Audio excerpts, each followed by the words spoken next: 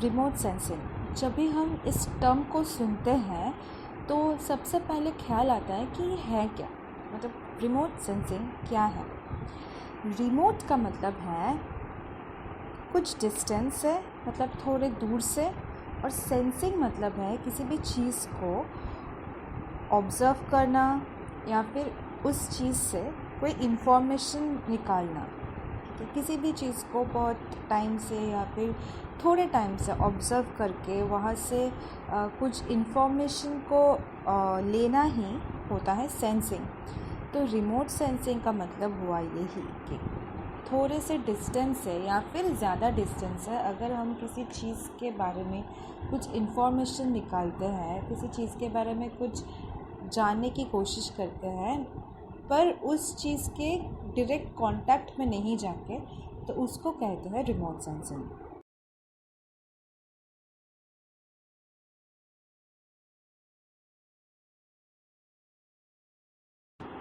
हमारे पास 5 सेंसेस हैं, ठीक है। तो उस 5 सेंस के बारे में बात करते हैं। पहला सेंस है sense of site. Sense of site मतलब कि अगर मैं अभी एक सोफ़े में बैठ के टीवी देख रही हूँ, या फिर आप एक सोफ़े में बैठ के टीवी देख रहे हैं, या फिर आप स्टेडियम में बैठ के क्रिकेट मैच देख रहे हैं, या फिर मैं घर से ही टीवी से क्रिकेट मैच देख रही हूँ, ठीक है। मैं उस जगह पे नहीं हूँ, मैं वहाँ पे जाके नहीं देख रही हूँ, या फिर अगर वहाँ पे जाके भी देख रही हूँ तो मैं दूर से देख रही हूँ क्रिकेट। तो क्या होता है, ये है रिमोट सेंसिंग। हम सेंस कर रहे हैं, देख रहे हैं एक चीज़, और देख के हमको समझ में आ रहा है कि कौन सी टीम जीत रहा है, कौन सी टीम बैटिंग कर रहा है। तो ये सब इन्फॉर्मेशन हम लोग ले रहे हैं दूर से देख के, ठीक है। दूर से देख के या फिर स्टेडियम से भी देख रहे हैं, इन्फॉर्मेशन ले रहे हैं। पर ये क्या है, ये एक टाइप की रिमोट सेंसिंग है। सेकंड है सेंस ऑफ स्मेल। हम घर में बैठ के, हम ड्राइंग रूम में बैठ के या फिर बेडरूम में बैठ के किचन सा खाना पक रहा है, हम उसका स्मेल आ रहा है घर तक, बेडरूम तक। तो ये जो है सेंस ऑफ स्मेल, हम किचन में डायरेक्ट जाके नहीं, कुछ देख नहीं रहे कि क्या खाना बन रहा है, या फिर उसको खा के नहीं समझ रहा है। हम लोग बेडरूम से या फिर ड्राइंग रूम से समझ रहे हैं कि किचन में आज केक बन रहा है ना। तो ये है सेंस ऑफ स्मेल।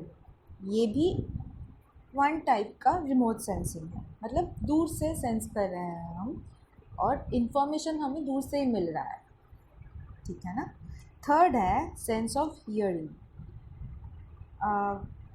घर में टेलीफोन बज रहा है, टेलीफोन के पास जाके उसको छूने के ज़रूरत नहीं है, हमको सुनने से ही समझ आ जाता है कि टेलीफोन बज रहा है।